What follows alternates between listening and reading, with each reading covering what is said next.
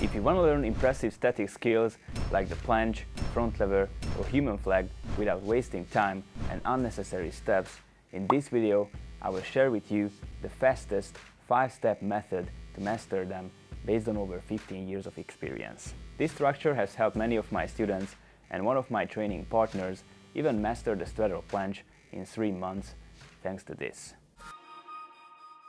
The internet is full of information, tips and various progression recommendations on these skills, but many people create completely random training plans from these and wonder why they are not progressing. In this video, I'm not sharing the best secret progressions, but rather a general framework and structure that you can use at any level, which will lead you to your goals as quickly as possible. Of course, I've also had specific exercises and progressions, but there is no single perfect plan or exercise routine that works the same for everyone.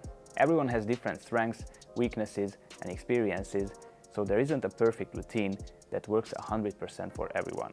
However, there are fundamental principles, reasonable structures and knowledge that are almost indisputable and when properly tailored, work perfectly. If you watch the entire video, I promise you will see the big picture clearly and understand the secret to successful athletes. Whether you have good genetics or not, with the framework and structure presented in this video, you can achieve the best possible results in the shortest period of time. This isn't just a flashy promise. By the end of the video, you will understand why, based on the information provided. I will start from the very beginning, and I promise to be concise. Those who regularly watch my videos might notice some repetition of the basic principles at the start, but these are crucial for understanding the full picture. Believe me, none of your role models started practicing these elements without a well-structured system. They didn't just jump in and eventually get it by random attempts. These exercises are much more complex, and it took a carefully built system for them to see the real results. So let's approach the topic from perhaps the two most popular exercises, the planche and the front lever, for clarity and simplicity. The first crucial thing, which I emphasize repeatedly because without it you can forget about all the impressive skills, is joint preparation. If you asked any guy on social media doing planches or front levers, I'm sure everyone would mention the importance of these. At the very least, scapular stability and preparation of the shoulders and core. Everything starts with joint preparation. That's why I recommend everyone complete a comprehensive joint preparation program. If you prepare all the major joints, you can confidently start any skill later, knowing that you've already taken care of a significant portion of the work.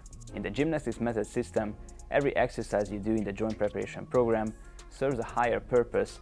There are no unnecessary exercises. Let's look at some examples related to the previously mentioned skills.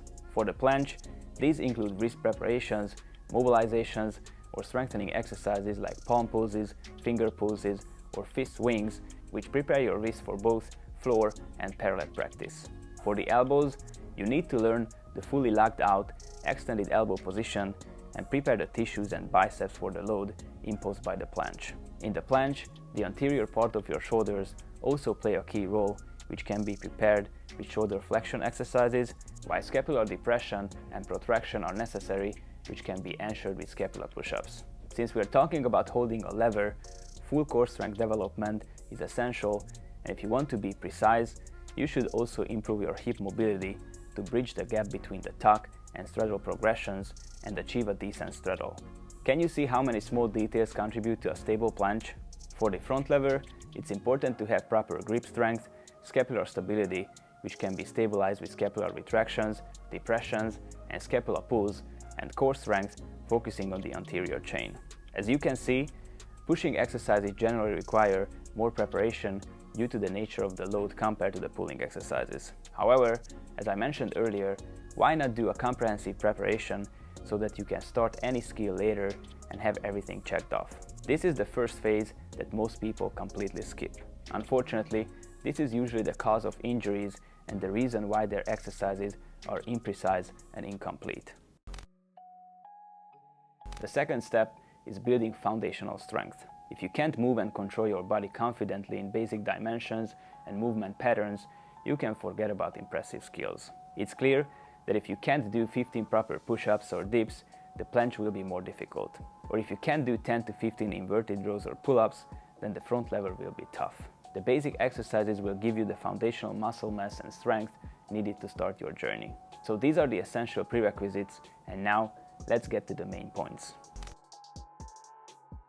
What many people don't know or forget is the principle of specificity. SAIT, specific adaptation to imposed demands. In short, practice what you want to get better at. In this case, if we are talking about mastering static skills, then prioritize static progressions. I love posts that talk about the best exercises to achieve a planche or front lever, but they don't show a single static progression, only push-ups, dynamic progressions, or negatives. Don't get me wrong, these exercises have their role and place. However, if you think logically, if you want to hold a position statically, different dynamic exercises won't directly lead you there. Static progressions will help the most in achieving static holds. This is the principle of specificity. Other exercises may have a transfer effect and help indirectly, but they won't improve the specific area you want to develop. Both the planche and the front lever have numerous static progressions that should be the main focus of your training. Static holds heavily tax and strain the nervous system and the tissues, so it's best to do them after a thorough warm-up when you're still fresh and strong, especially in the beginning. This is the part of your training where you want to improve and measure your progress. The rest of the exercises will basically be supplementary. I always say that if you have a goal, which in this case is to eventually hold a planche or front lever, you should do everything in your training to achieve that, then focus on other exercises afterward. So the first block of practicing the skill will be with static progressions. Let's say your current level is the advanced tuck planche or tuck front lever, and the goal is to reach a 20-second hold, then do 3 to 4 sets where you max out these holds. These sets are exhausting, and at a certain point, usually after 3 to 4 sets, you won't be able to maintain the same level, so you might see a decline in your performance.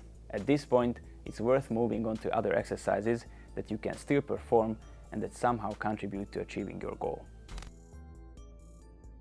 This can include band-assisted progressions if you want to push your static holds further, or you can move on to the next block. In my framework, the next step is various dynamic executions with straight arms, typically negatives. For example, in the case of the planche, these could be lowering from a handstand to a tuck or advanced tuck or straddle planche, and for the front lever, similar negatives from a candle position. These will be beneficial for both strength and muscle development, so you can do 2 to 4 sets of them. After these, we can say that you maxed out the specific straight arm skill part, and you can move on to the bent arm specific exercises that also contribute to achieving your goals. These include various pushing and pulling movements, so for the planche, pseudo planche push-ups or tuck planche push-ups, and for the front lever, inverted rows or advanced tuck etc. pull-ups that specifically help with the front lever. Do 2 to 4 sets of these as well, with appropriate progressions and reps for your level. If you completed this, the next block includes various supplementary exercises. For the planche, these include various raises with dumbbells or elastic bands, even in a hollow body position, and for the front lever, straight arm pull downs and scapular retractions. If you've gone through all these, then we can truly say that you maxed out everything possible to achieve these elements. To summarize, you did static holds at your level in 3 to 4 sets. You could still do holds with resistance bands, which can be a supplement to the previous block. You did negatives or even full repetitions with positive phases at your level in 2 to 4 sets. You did specific pushing and pulling exercises in 2 to 4 sets. And you did specific supplementary exercises that specifically strengthen the muscles involved in the given skill.